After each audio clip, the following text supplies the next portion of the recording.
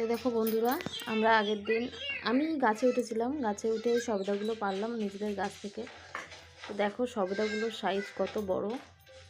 তো এইগুলো আবার একটা ব্যাগের ভিতরে রেখে দিয়েছিলাম। তো অনেকগুলো সবেদাই পেকে গেছে।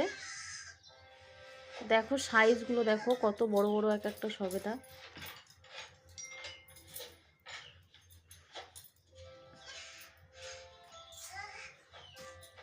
সবেদাগুলো ভীষণ মিষ্টি।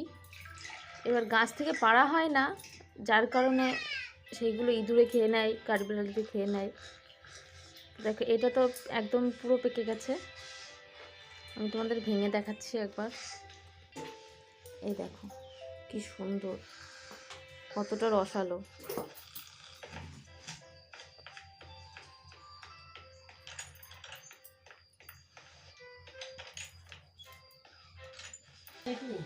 সবেদা হলো আমার একটা প্রিয় ফলের তালিকার ভিতরে আছে।